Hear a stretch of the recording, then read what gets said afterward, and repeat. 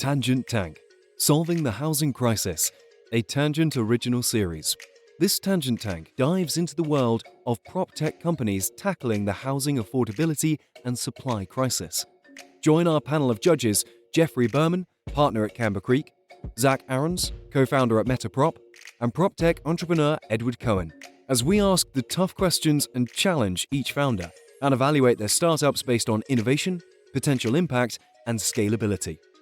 You'll listen firsthand from the founders themselves as they share their stories of determination and resilience. 1.8 billion people around the world do not have adequate housing. Housing affordability reached an all-time historic low in the US, as over 10 million renters spend over 50% of their income on housing. Amidst these challenges, there is hope. Across the world, we're seeking startups that leverage technology and talent to tackle this crisis head-on. If you are a passionate founder, please apply by emailing your company's deck or video to tangentcommunity@gmail.com. Hi, welcome to Tangent. I'm Edward Cohen. Hey there, welcome to Tangent. I am Jeffrey Berman. Today we have Brent Wadas, CEO at BotBuilt, revolutionizing housing construction with flexible robots. Hi, Brent. Welcome to Tangent Tank. Hi there, and thanks for having me. It's great to be here. Brent, you and the BotBuilt team are on a mission to end the housing crisis and homelessness through robot-based construction. But you didn't start there. 22 years ago, after 9/11, you had a calling and you decided to join the Army. Brent, what's your story that led you to this moment? Yeah, that's a great question. Thanks for asking it. So for me personally, I have kind of been raised in a very, patriotic household would probably be the best way to put it lightly anyway. My grandfather was a World War II veteran. My older brother, Chad, served in the first Gulf War back when it was cool to be in Iraq in the 90s. And so for me, it was just one of those things that as soon as the towers fell, I said to myself, I have to join the Army. I'll be honest, I was in a band at the time. And then shortly thereafter, I started my first business. And so we went into from Merrill Lynch into an RIA business. And you know how it is, you get working on the grind. And I started to have, a young family. And I just kind of put off that whole military dream thing for a little while, built up a couple of businesses. They were very successful. It was a lot of fun. Did that in a SaaS company, kind of a web-based CRM in the early aughts, which of course was a novel concept back then. But it was about 06, 07, we were selling off one of the properties. And my wife just said, hey, we're doing okay. You said early on when the towers fell that you wanted to join the Army. Let's go take the girls and have an adventure. And it's something I've always felt called to do. So I signed up for the US Army, got to work within special operations for about a decade, working alongside literally the coolest, bravest, most amazing men and women one could ever hope to meet in life, including some of the best leaders in our great nation. And it was just the honor of a lifetime. It's something that, it makes no sense until you're in it. Combat is obviously hell, but being in it with brothers and sisters that you would literally die for is quite an amazing experience. And it's something that made me appreciate, the true credo of freeing the oppressed and liberating those who live under any type of circumstance that isn't freedom. It made it more than just a job. It really made it something that I wake up every day to do and accomplish. And so for me personally, it's still something that's in my blood. Unfortunately, I had a commander at my retirement ceremony call me the world's worst living parachutist. So I got blown up a couple of times in Afghanistan, and then I had 2 catastrophic parachute crashes, which ended up breaking my neck and my back at one point, and then gave me epilepsy. So I had to get out of the service, out of uniform anyway. And I must tell you, it's something that even in spite of the injuries, in spite of the the long road to recovery it's been, I miss it every day, miss it every stinking day. And not because it's like this amazing, institution, but simply because the men and women you're fighting with are just incredible human beings, and the people that you're liberating on a human scale, you learn love and compassion in a way that cannot normally be expressed with the words that I am capable of using. Well, that sounds amazing. First of all, thank you for your service. And thanks for the paycheck, man. You paid me to jump out of planes and race cars. I'm happy. Well, it's nice to hear stories like those, even when you've had to literally combat enemy fire and, frankly, personal tragedy. So that's a pretty incredible story. How did that turn into an entrepreneurial career and into what you're building today? For me personally, entrepreneurship was kind of always in the deck. My parents raised me that way. I'm sure a lot of you guys probably grew up like playing catch with your dad, or, learning how to do things with your mom. And I did those things, but they also taught me stuff like how to optimize your business taxes, and, how to properly manage employees before HR tech was everywhere. So for me, it was just in the bloodstream. And I think a lot of what I did in special operations even was based upon my entrepreneurial mind. So a lot of it was developing new technologies, developing new ways to enable the mission and enable the operators to do what they need to do, which was a lot of fun. And what brought me to this particular endeavor in particular was, I guess, living at Fort Bragg. So I was out in Pinehurst, North Carolina. My cousin married this guy named Barrett, and I've known him for, better part of 2 decades now. He's just a very brilliant, gifted guy. He's got his PhD in robotics that he did at Duke. He was teaching at Duke at the time, and he was always pitching me different robot ideas that he had. And I think his intention was, well, I know his intention was because he would say it, for me to leave the mission that I was on and go lead one of his companies, because he likes to robot. I like to people. It's a good combination there. And having had some successful exits already, he knew that, I've got a track record that could help him out. But the mission set for his robot ideas were never aligned with what I personally wanted to embark upon until one day he came to me while I was over working at JSOC and said, hey, what if we tackled the housing problem you harp on about? And for me personally, it's just one of those things that I remember being 4 years old and learning what homelessness was, and it literally broke my brain. It still kind of does. It's just a simple issue of we need to do better in building affordable and attainable housing. And we've got a labor crisis, which means something has to augment that. And so I told him flat out, like, hey, got it, but there's a lot of automation in construction already. It's very expensive. I've done this research before. I've looked at investing in these companies before. What is your idea that makes it different? And he said, no. We're going to buy like robots off eBay. We're going to use software and this neural net I'm building to change the way those robots are used. And that intrigued me enough that we did about 1.5 years of research. Then finally in late 2020, early 21, started up BotBuilt in earnest with the idea that flexible and mass customization is really the key to maintaining a good, solid, and what I would consider healthy market of choice and abundance, while at the same time enabling more of the, I guess, lower skilled, lower end users to use robotic systems without making it this giant, complicated mess in which you need, a PhD to operate. So that's really where the kind of traction came into. I was, at the time when we started up, I was doing consulting for the DoD, in a civilian outfit, not the same as being in the uniform, not the same as, being on the objective, so to speak. So he didn't have to sell quite as hard, but it's definitely a mission set that was very close to my heart. How long ago was that? We were talking, I guess, in 18. Well, in 16 is the first time he really pitched me an idea. I ended up investing in a different company that was in food robotics for that idea, because it's a darn fine idea. It's just I didn't want to leave the national mission set for, changing the way the world flips burgers with robots. That just didn't sound like me. What company was that? That was Miso Robotics. Interesting. Yeah, there were a few of them. I did a small angel investment many years ago into a company that also was supposed to change how you flip burgers. Actually, that's why I asked you. Yeah, I mean, being a fry cook sucks, right? Those jobs are, very hard to come by. I don't know if you've gone to a fast food restaurant recently, but the wait times have definitely increased because of it. So it's an issue. It's a good idea. It's the right idea for robotics to help out and enable human workers to live healthier and safer lives, but it's not something I really wanted to be a part of. I think Miso's, a good company. I like robots. I like Fat Burger. It seems to make sense to me. But it definitely wasn't something I wanted to lead.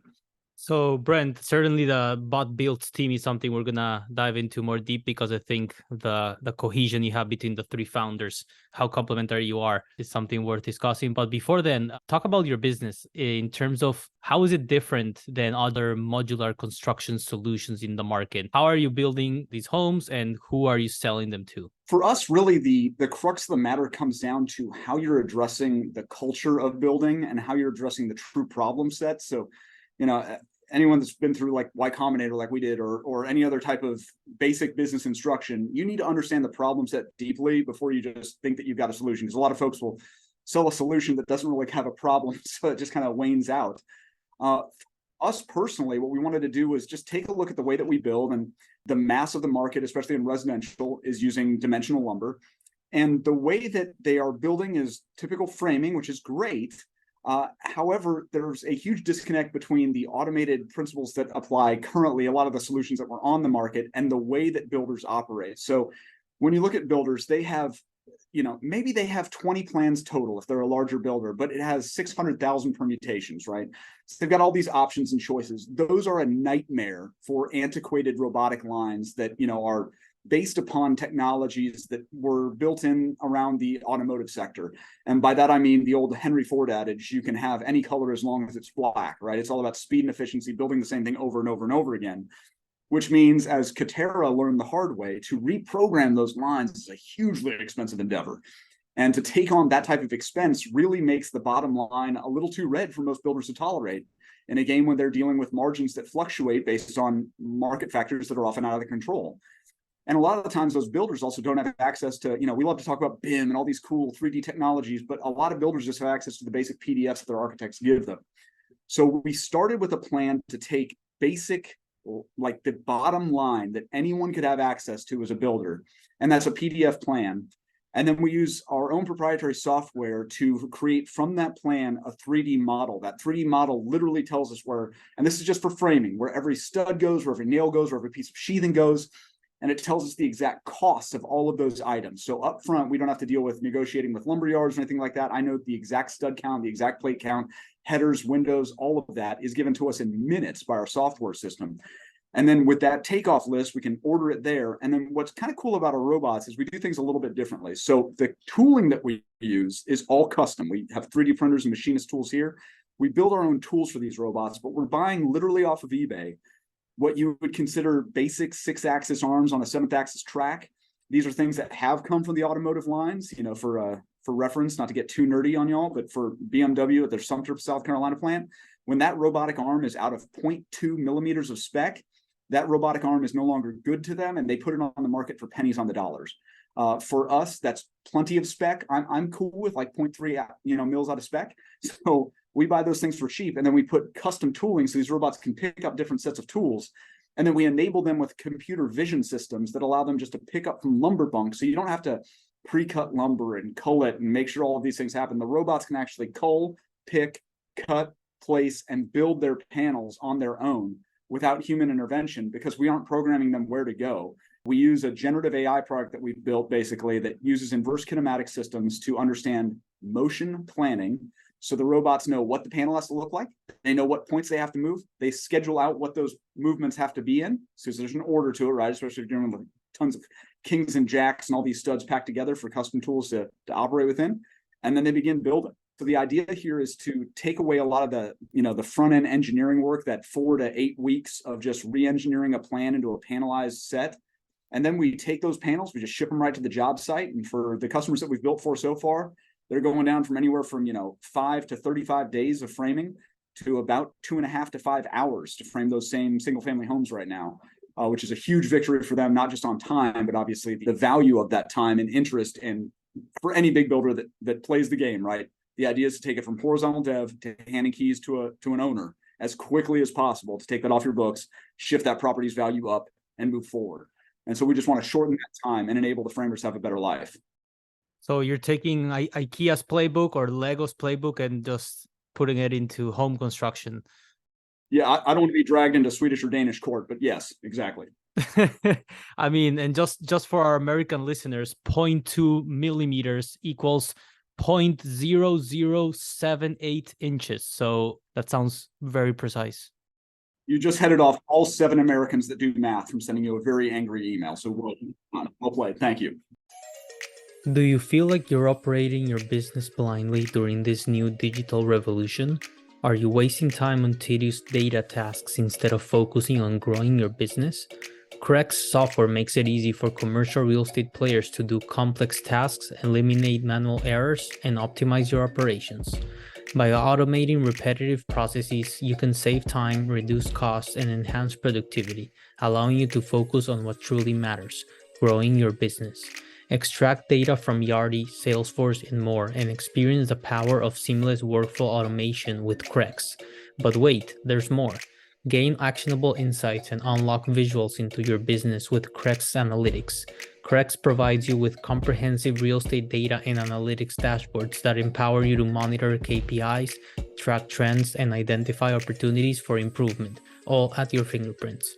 Make data-driven decisions that drive your business forward. To learn more about how CREx software can transform your data management and streamline your operations, visit crexsoftware.com. That's CREx software.com. Contact CREx today to schedule a personalized demo and take the first step towards unlocking the full potential of your data. Where are you guys today? Talk to us about the deployment. What does it look like? Yeah, so today we are in two different factory setups. We have an R&D facility in Durham, North Carolina, and then uncreatively, but just down the street, also in Durham, North Carolina, is our larger stage production facility. So we just opened that up and just put in the robots over the last couple of months here. And what the idea is for us to have a couple of models going right now, and that's the hub and spoke model, I guess you would say, for the actual plants themselves. We've built 7, going on our 8th home this week, I guess. Just starting to build over the last 6-7 months here, which has been great for us. But really for us, it's about testing out the robots that we've done with the software iteration over the last, 2.5 years, let's call it, and now building our staging facility down the road is there. The whole thesis, though, is built on a lighter cap table. So instead of buying, $5 to $15 million gigantic lines that take up 600 linear feet, our 2 robotic arms, and just for the listeners at home that can't see any visualization right now, the 2 robotic arms operate in a little 30 by 30 cell working together to build out panels. So it's a much lighter stack, so you can have multiple lines in the same size factory. So if we're within 400 miles of a job site and I can find an abandoned warehouse somewhere, like an old, destitute area, we can put our robots right there and ship them right to the job site in a very, very easy, much less capital intensive model. And so right now we just started up with our second factory, and we're going to be doing a quick little fundraise session here over the next 2 months to build out a third facility and really ramp up production because, surprise, the building market is hot right now, and the orders that we have are really insurmountable for the number of teams that we currently have. Good problem to have. You mentioned Katerra, the construction technology company that raised well over $1 billion from SoftBank. $3 billion total, yeah. Mm-hmm. 3 billion only. What mistakes can we learn from them, and how are you avoiding them? Well, first of all, I don't want to sound like I'm ragging on Katerra because they were very generous with their time after their restructuring or demise, whatever you want to call it. We met several of their executives and a lot of their engineering team, and really did, I hate to call it this, but this is what I've always called it in business, is just the postmortem, right? Like what made you die? Because as a business owner, you ask, how do we die? Because you want to see that in your pro forma. You want to be able to avoid it. They were very good with their time about telling us how they, didn't create a technological stack that really had any, cohesion across locations. And what that does is when you're upgrading one section, you're not necessarily upgrading all sections, which means you might have a factory that lags. The second thing they did was they bought anything they could as far as automation goes without thinking through the, how does this pencil out? So if you buy a $15 million line that takes 40 people to operate, and you're just going to be building one large construction project every 7 to 8 months, your ROI timetable is gigantic. And that's how you burn through $3 billion in capital. But my main takeaway anyway, and this might be through the lens of, the DoD, is they really didn't take the time to understand the culture of construction first and foremost. And they really came in, I don't know if you remember this, but they just came into the industry saying, this is how it will be done in the future, and this is how you will adopt us, and you will live by the Katerra way. And surprise, construction writ large said, nope. And they did not get to do what they wanted. They had to, what we'll call acqui-hire their way through the industry. And they did a decent flip of that. But again, not doing the math to pencil out and then not meeting the culture where it currently is and just trying to impose their will did not work out well for them. And so for us personally, we're working within the culture that's available. We're not sitting here trying to introduce totally new materials or totally new methodologies. All of the largest builders in America right now are using panels. All of them are wanting more panels tomorrow. So there's just not enough panel factories out there. And we're not here to, displace workers. We just are literally working on a labor shortage that is, choose your number of the day, 5 to 7 million laborers short on the carpentry side. That's a big shortfall.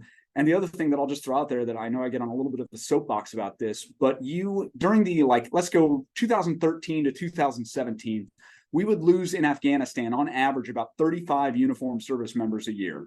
That is a tragedy. In housing and construction per OSHA, we're losing like 350 people a year. So you are 10 times more likely to die building a house than you are going to the army. And respectfully to my wife and kids, I signed up for this crap. If I died, that's part of the game. But when they're going to frame a house, they're literally just trying to earn an income for their family.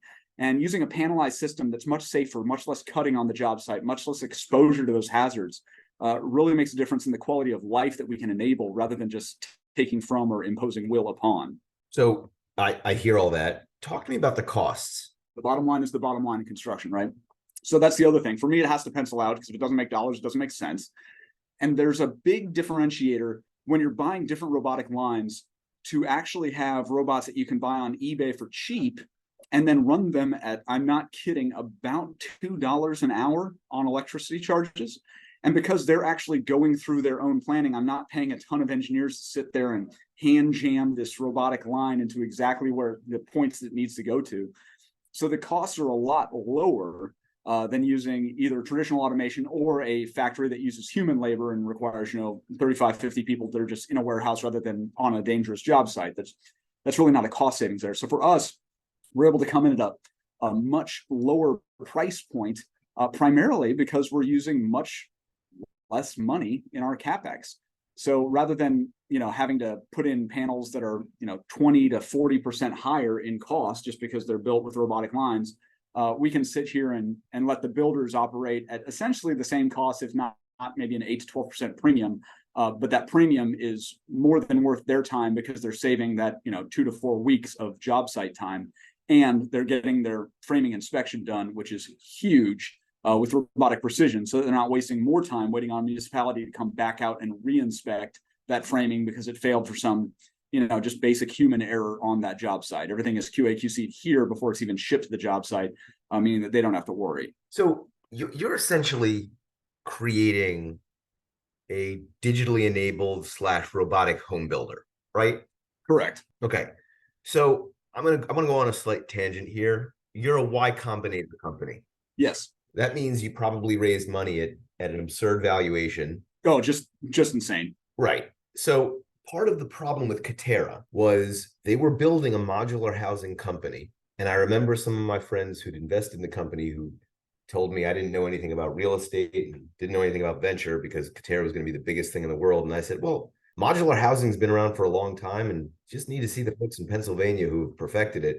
Katerra wasn't doing anything, all respect to all the hardworking people that worked there, but they weren't doing anything really revolutionary. I understand the utility of what you're building, and it looks really slick, but can you deliver a venture scale return as you continue to need raising money?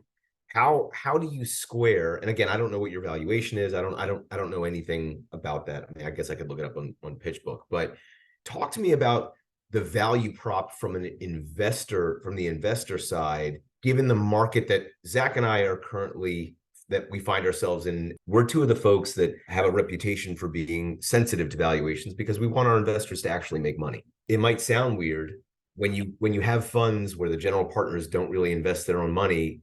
There's a heck of a lot of misalignment, and that means that bad investments are made. My partners and I don't do that. We have a lot with our investors, and I can tell you, Zach's the same way. You're building something that has potential to change an industry, but there are a lot of really successful home builders that are making a lot of money doing things exactly the same way they've been doing, and a number of them are our investors. So I'm curious, do you want to compete with the Stanley Martins of the world, or do you think to yourself, I want to prove out this model and then get bought by the Stanley Martins of the world so they can become even more efficient? What's the master plan? How do you make your investors money? So our investors make money in a couple of ways. And the point you're making is a great one. When I mentor younger founders, a lot of the things I'll talk to them about is, are you a venture company? Because they don't always, it's the sexy thing right now, right? Especially in 21, it just became this ubiquitous term, like I'm in tech, therefore I should be a venture-backed company. When venture capital, I've always looked at it as rocket fuel. It is what you invest your money to make that thing just explode up. And we're willing to take losses. Obviously, we can talk about like the SaaS J curve all day long, right? And robotics has what I would consider now more of a U curve. It's going to be down and deep. But the upside now, as the world embraces more automation, is much, much higher. And so when you're talking about venture, you've got to be talking about that 7 to 10 year cycle. You've got to be talking about 100x return. And to make that a realistic, opportunity here, when you do have so many home builders that have been making money, the reality is that the largest home builders on earth, and especially those right here in the United States, are the ones that are now looking to technology companies like ours to enable them to fight back that labor shortage. There's a huge market for it. The goal here is to, obviously, with the initial hub and spoke model, just establish kind of a land and command and then move forward model. But the realistic opportunity here is for every type of builder and construction methodology to be able to use our both software side. Now, you guys know the SaaS stack on construction tech and prop tech is huge, but the reality is takeoff software that we've developed is insanely valuable on its own. And then the hardware side to enable their builders and their framers and their PMs to build much more quickly and efficiently is where we're able to make a huge impact. So for us, the market landscape is gargantuan, and we're not here to necessarily work towards an acquisition. What we're really looking towards is building up a technological company that enables builders and developers to do what they need to do in a much more cost efficient and much more time efficient manner. But what are you selling and to whom? So are you selling a frame? Are you a framing subcontractor? Are you a general subcontractor who self-performs on framing? Are you a tech-enabled home builder? Do you sell a robot in a box? Do you sell software to home builders? What is it that you do? And what are the actual unit economics of it? Yeah, so right now we are a framing subcontractor is the best way to look at it. We're a tech-enabled home builder. So people come to us for their framing needs, and we sell them a framing package. Their framers then put those up on the job site. So let's slow down on the business model side for a second. Talk about what you're currently doing. You currently sell as you function as a framing sub, and you sell to home builders who self-perform on framing or who do not self-perform on framing? Who self-perform on framing. Okay, and what do you sell them? We sell them wall framing packages. So the entire home with a panel book, with their cut list, all done as walls, shipped to the job site. Then they just stand up the walls and they're done with the framing. And it's your team of robots and humans in the factory producing the frame that then gets put on some sort of intermodal transit system and shipped to their job site. Is that correct? That is exactly right. Let's talk about your margins and the time savings. What are your customers telling you about that in terms of the value prop when you go out and sell this now, try and scale it? What are they telling you? Is 2 weeks of framing worth X to them on a job? Or is it really not worth that much because the parade of trades hasn't caught up and they still have to get their electrical, their HVAC, their plumbing, et cetera, on the job site? So when you actually boil it down and you factor in inefficiencies vis-a-vis the supply chain and the lumber yards and the lack of integration with the API on software with companies like Mickey out there, you're not actually saving much time. And therefore, how are you saving them actual money? So the money savings comes in a few ways, but I think you touch on a few things. So let's go through a few tangents that all get to the core of where the actual savings come from, right? First and foremost, that whole stack of trades that comes in after framing. We look at framing as the long pole in the tent because it's going to take up 30 to 45% of your total cost of the home. It's something that takes up so much time, and every other trade comes after it, that if you're not on time with framing, you are losing time and money to rescheduling those other trades. So if you have your framing set to end on the 17th, plumber comes on the 18th, the electrician comes on the 19th, and then inspection on the 20th. If those don't line up perfectly, you might call your plumber, hey, we're 2 days behind because of weather. Can you come back out on the 19th? And that plumber might just say, hey, sorry, I'm booked solid that day. I've got you 3 weeks out now for that property. And suddenly you see this cycle of reshifting the trades that, as you had pointed out before, that is something that's very important to actually making sure everything's done on time, Zach. And so when you're rescheduling all those trades, that backup, that supply chain issue, whether you're waiting on converters or whatever it might be, if they can't schedule properly, you are just out of luck as a home builder. So that's where the value proposition from the time perspective comes in. When they know that they are getting a frame set delivered on the 19th, that framing is done on the 19th. So there is no mystery as to whether or not their plumber on the 20th can come out or whatever those dates might be. As far as the actual costs go, framing costs are pretty darn expensive, quite frankly.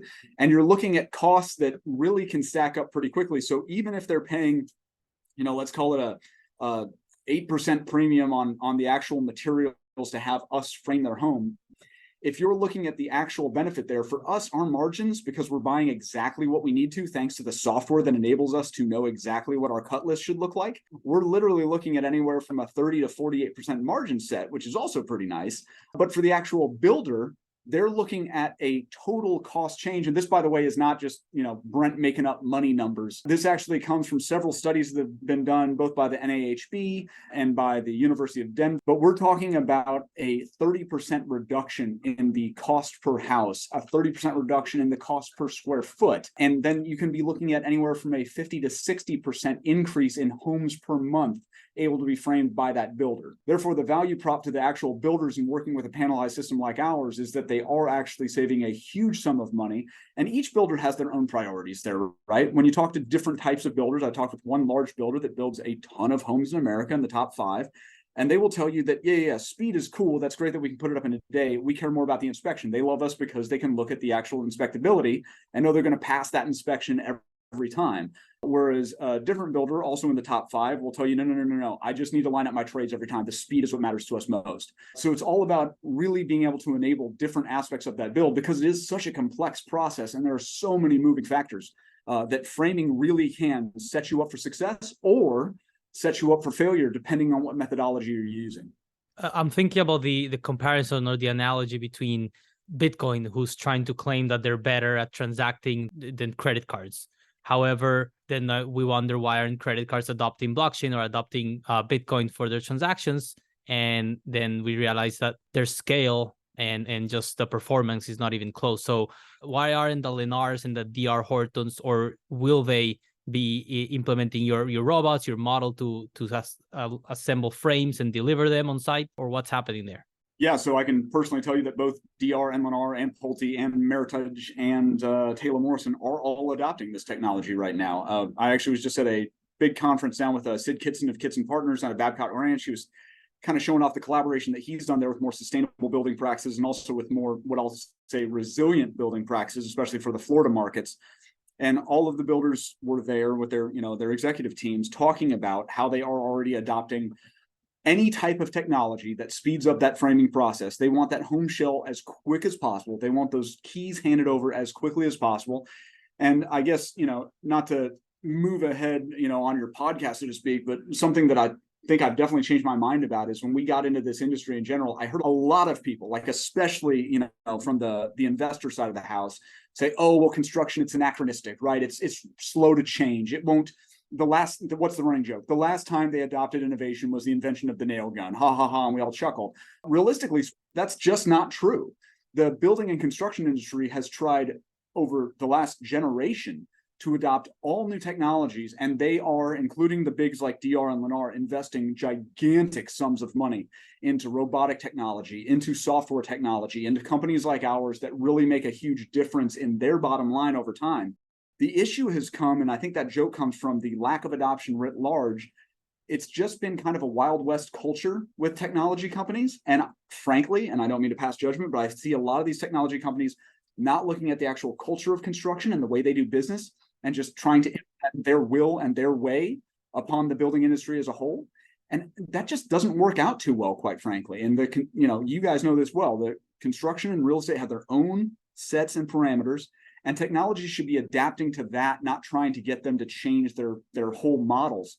And when they've done that, they've created this huge gap in understanding and shared perspective. And they've also kind of just left behind a wake of mistrust from hawkish financial practices of people just trying to, do what I call the BIM cycle, right? CEO of a building company goes to this, let's say the International Builders Show. They see some BIM company. It's going to change everything and revolutionize all.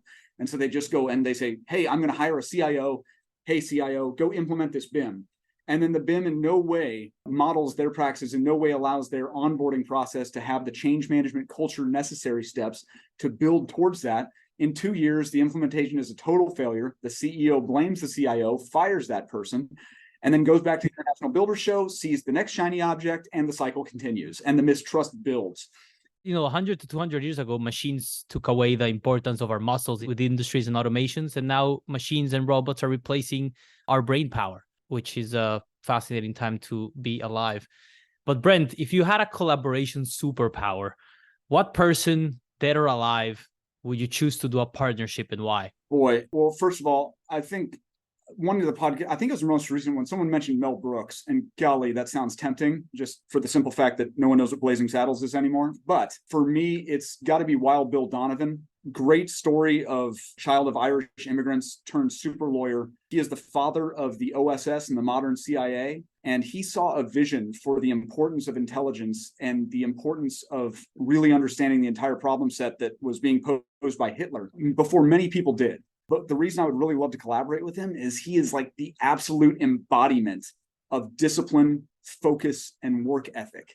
And I am a big believer that when you can find people that are that disciplined, that understand the need to have good discipline in their practice, focus on a goal, and really put in the work to get it done, you can be genuinely inspired. So I would have loved to have met him personally and would love to work with him if all rules were off and I could bend time in life. Wonderful. That's a pretty good answer. By far. Wild Bill, just plug, also an alum of Columbia University. You're darn right. You're darn right. Good old boy from the Western New York making good over there. Brent, did your accent just change? Yes, it did. So truth be told, my father's a doctor. My mother is like a business superhero. And so I spent a lot of time with my granddaddy, who was originally from Tennessee. You mean Grandpappy?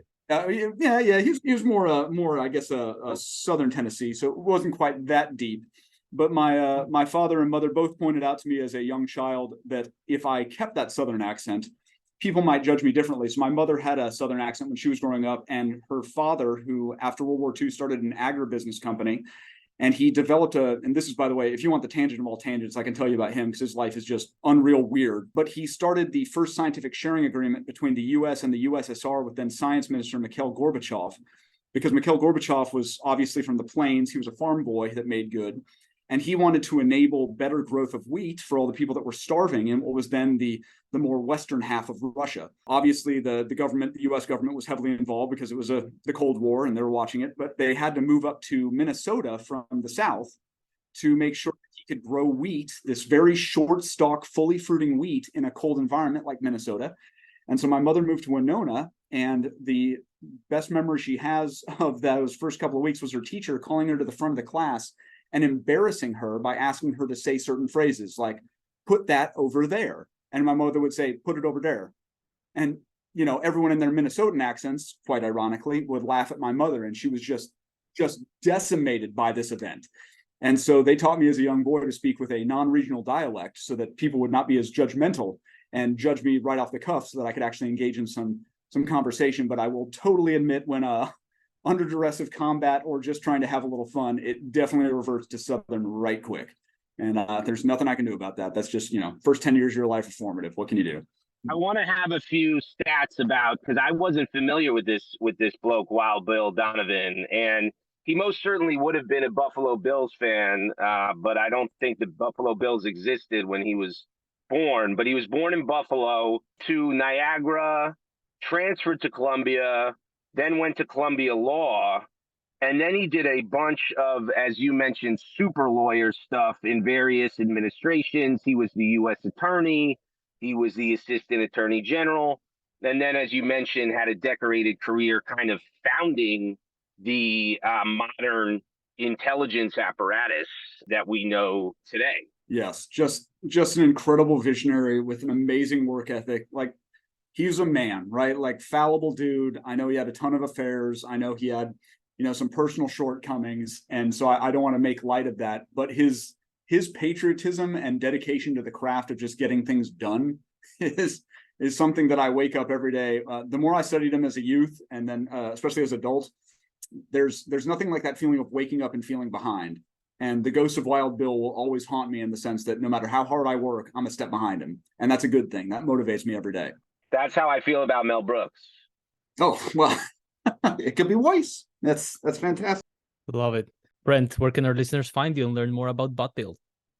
They can go to www.botbuilt.com on Al Gore's internet whenever it's working. And otherwise, they can contact me directly with Brent at botbuilt.com, or else they can check us out on LinkedIn or come to any of the myriad housing events that we typically find ourselves at and just come up and say hello. We're always wanting to talk about innovation, always wanting to talk about how we can help enable really the workforce do what they need to do in a much safer and better environment.